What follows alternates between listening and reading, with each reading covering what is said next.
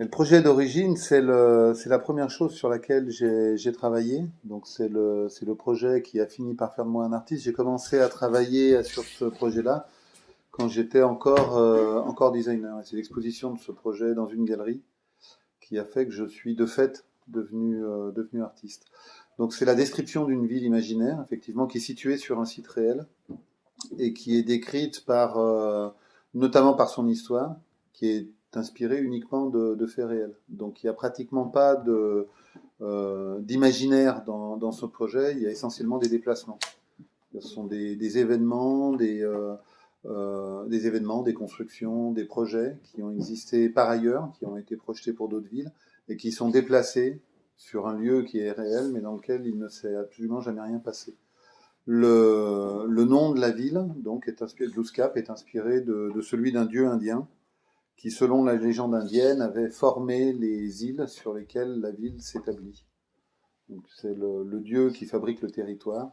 Et la ville porte le nom de ce dieu. Donc Glooskap, c'est le projet d'ailleurs qui avait fait notre rencontre, puisqu'on s'est rencontrés dans une école d'art déjà, à un moment où Bernard faisait, je crois, un workshop avec des étudiants et où j'étais venu présenter ce projet dans une conférence. Et depuis, il est, c'est vrai, resté un peu entre nous, et on en a reparlé à plusieurs reprises. Et donc, quand Bernard m'a présenté donc cet atelier qui se crée ici, d'ailleurs, c'est pas un atelier, le nom C'est exact, le laboratoire. le laboratoire, voilà, qui se crée ici, il m'a proposé de revenir sur ce projet-là. Alors, c'est une chose que j'avais démarré il y a très longtemps, 20 ans à peu près, mais à laquelle j'ai jamais mis un terme véritablement. D'ailleurs, je mets jamais un terme à aucune série, j'aime pas tellement ce mot, mais à aucun des chantiers ouverts. Donc celui-là n'avait pas de terme non plus. Pourtant, bon, j'ai pas beaucoup travaillé dessus ou de manière très épisodique depuis 96, enfin, depuis presque 20 ans aussi. Mais quand on me le propose et quand les circonstances s'y prêtent d'une manière intéressante, j'aime assez revenir sur cet épisode. Et l'installation que j'ai proposée à Bernard pour l'école était pour le laboratoire. C'est une installation que j'ai commencée d'une certaine manière et que j'ai pas terminée, ou que j'ai mal terminé au moment de la force de l'art. Là, c'est Jean-Yves Joannet qui m'avait proposé de revenir sur Glooskap une quinzaine d'années après sa création. Et en me demandant donc pour la force de l'art au Grand Palais, qu'est-ce que je pourrais encore dire sur ce projet-là. Et j'ai donc décidé, à l'occasion de la force de l'art, de monter des images qui sont en fait qui étaient des images de repérage que j'avais tournées en vidéo au cours d'un voyage aux États-Unis en 94. J'ai décidé de les monter en utilisant le plan de la ville comme un scénario du film. C'est-à-dire que en faisant en sorte que ces images qui viennent d'un peu partout aux États-Unis, peut-être une vingtaine ou une trentaine de villes très différentes, tant sur la côte ouest que sur la côte est, au nord comme au sud. Donc de les assembler en fonction de la logique du plan de cette ville imaginaire. Et donc le film en fait reproduit un parcours possible dans la ville. Donc et de faire en fait que pour ce film, de créer pour ce film une sorte de salle de cinéma, une sorte de salle de projection dans laquelle on ait une antichambre, c'est-à-dire un premier espace depuis lequel on voit déjà le film, mais on en est encore un peu éloigné, et dans laquelle deux espaces pourraient être accessibles au public. Le premier, c'est l'espace de la première exposition, c'est de cette salle d'archives de la ville qui fonde un peu son histoire, et l'autre est le plan de la ville, qui est le scénario du film. Et donc, pour la force de l'art, on a créé un espace, bien sûr, on était au Grand Palais, donc on crée une scénographie, on a créé un espace spécialement dédié à cette projection. J'avais eu quelques remords sur cet espace-là, notamment l'espace de la galerie qu'on avait recréé. Donc c'était assez simple, on a recréé la galerie à l'identique et j'ai simplement réemprunté les pièces originelles et je les ai remontrées dans le même espace.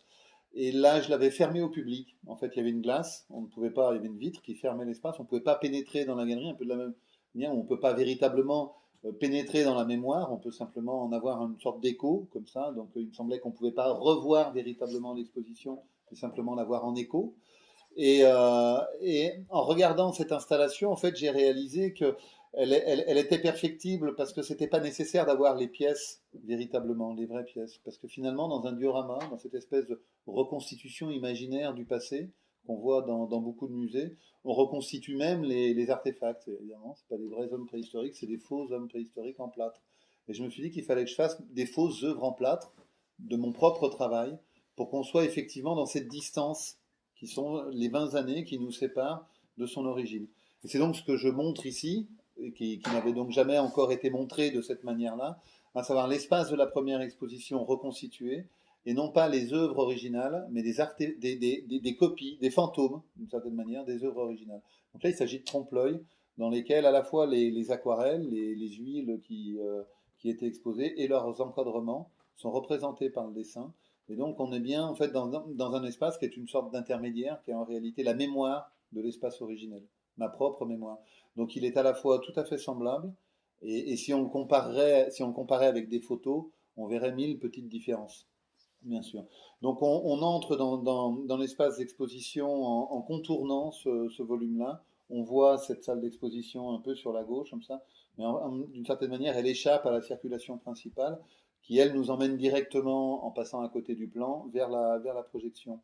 Ce qui était une forme de complexité, en fait, pour ce projet-là, était d'adapter les articulations de ces différents espaces avec celui qui nous était donné par les deux salles d'exposition. Et donc, on a trouvé cette solution autour de la porte de communication des deux salles, qui était, me semble-t-il, la meilleure situation. Alors, on arrive en fait et on contourne une sorte de grosse boîte un peu hermétique, comme ça, un peu aveugle, en bois.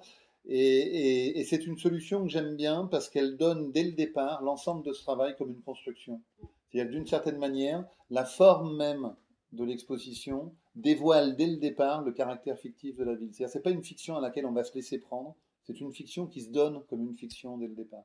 Et c'est pas une fiction qui est en expansion, c'est-à-dire c'est pas quelque chose dans quoi en fait qui tend à englober le monde comme ça en s'étendant en permanence, mais au contraire qui est limité à un certain nombre d'objets qui sont à la fois nécessaires et suffisants et juste suffisants. Et c'est là un peu pour moi toujours la difficulté de ce travail-là, juste suffisant pour faire exister l'idée d'une fiction de cette ville et non pas simplement la fiction de cette ville. Tout à l'heure, j'en parlais et je comparais ça un peu à un roman. Avant de lire un roman, on a le livre dans les mains. Et comme on a le livre dans les mains, on sait précisément quelles sont les limites et le statut de l'objet qu'on aborde. C'est un livre. Et en fait, tout est contenu dans les pages de cet objet-là. D'une certaine manière, quand on rentre dans la première salle, on a dès le départ sous les yeux à la fois l'étendue et les limites de l'objet qu'on va parcourir. C'est la boîte qui est en face de nous et qui visiblement est construite, on le voit, puisqu'il y a des vis, des plans de joints, etc., et même certains matériaux de la construction qui restent là en devenir. Donc voilà, ça c'est un peu le contexte. Ensuite, il y avait quelque chose qui m'intéressait déjà au moment de la force de l'art vis-à-vis de ce film et des espaces de projection en général, c'est de trouver une forme d'espace de projection qui puisse résoudre un peu l'ambivalence qu'on a tous avec les espaces les projections dans les lieux d'art contemporain. Et notamment de faire quelque chose, quelque sorte, qui puisse être plus agréable d'une certaine manière au public et dans plusieurs configurations. Alors c'est un film qui est très long, qui fait 1 heure et demie. Très peu de gens le verront dans son entier. Pour autant, c'est un vrai film qui a un début et une fin. Il y a vraiment un suspense. Les dernières images sont des images qui sont conçues autour de l'idée d'une fin d'un film. Il se passe quelque chose à la fin. Et elle est d'autant plus intéressante qu'on en a vu le début. Pour autant, je me doute bien que personne ou très peu de gens auront véritablement la patience de le voir. Donc je voulais qu'en fait on puisse voir ce film dans une circulation. Si on est véritablement pressé, on traverse l'espace d'exposition et on voit le film dans une grande durée et on sort sans l'avoir vu complètement, mais en ayant simplement l'idée de l'avoir vu. Ce qui me suffit aussi. Néanmoins, si on veut s'arrêter, il y a plusieurs possibilités d'arrêt. En fait, il y a des appuis. C'est-à-dire qu'il y a un certain nombre d'éléments dans la construction qui sont destinés en fait à servir d'appui au public.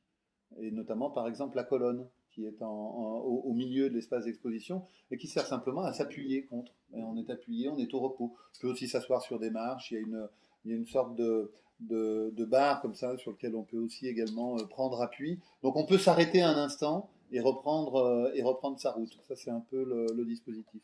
Après, il y a une série d'emmarchements qui permettaient d'avoir les marches qui descendent en gradin face à l'écran, qui participent aussi à cette idée à la fois de circulation, d'appui et de temps varié en regard du film. Alors le film lui-même, bon, c'est des séquences, c'est forcément des séquences, des déambulations. C'est essentiellement un travelling frontal d'ailleurs, pour autant que je me rappelle. Enfin non, il y a quelques travelling latéraux aussi. Il est lent, il est long, il ne déroule pas grand-chose. Et dans les images, en tout cas, on voit simplement l'état d'une ville au milieu des années 90 en Amérique du Nord, parce que ce n'est pas véritablement aux États-Unis. Cet état de ville, en fait, est un peu en repli. C'est une ville de la côte Est. En fait, elle n'est pas dans sa période économique, pas dans sa meilleure période économique possible. Son avenir est un peu derrière elle. Et elle est vue un peu comme. Mais peut-être que toutes les villes sont un peu cela, c'est-à-dire une sorte d'accumulation de rêves déçus, enfin, ou en tout cas de projets qui n'ont jamais été réalisés. Alors on voit dans la ville, quand on parcourt les villes, on voit toute cette suite d'élan comme ça vers un être parfait qui finalement sont jamais totalement réalisés et la ville reste dans ces successions d'élans interrompus. Voilà, donc ça c'était quelque chose qui m'intéressait, c'est je crois quelque chose qu'on perçoit assez bien à travers le film, à la fois l'élan et son interruption et la mélancolie qui s'en dégage. Le film donc est parcouru de sous-titres et ces sous-titres sont en fait les légendes des pièces, des archives de Bluescap, c'est-à-dire qu'en fait, l'ensemble des sous-titres sont comme les légendes d'un livre de géographie ou d'un livre d'histoire, et sont précisément les légendes des pièces qui sont exposées dans la salle d'à côté. Et le cumul de toutes ces légendes raconte les 200 ans, ou 300, ou 400, d'ailleurs, j'ai complètement oublié le nombre exact, années d'histoire possible de cette ville imaginaire. Voilà, donc l'ensemble des articulations, je suis très content d'avoir eu la chance de réaliser ça ici. D'une part, parce que, comme l'a dit Bernard tout à l'heure, c'est pas notre premier rendez-vous, c'est notre deuxième, et j'aime assez cette idée d'une histoire qui dure et des rendez-vous successifs avec une école. Ça me paraît intéressant. L'autre élément, c'est que j'avais absolument pas de certitude en démarrant ce projet avec Bernard, de la possibilité effectivement de l'aboutir. Et je dois dire, je suis probablement aussi surpris que ceux qui l'ont construit et que ceux qui l'ont vu se construire du résultat qu'on a réussi à atteindre.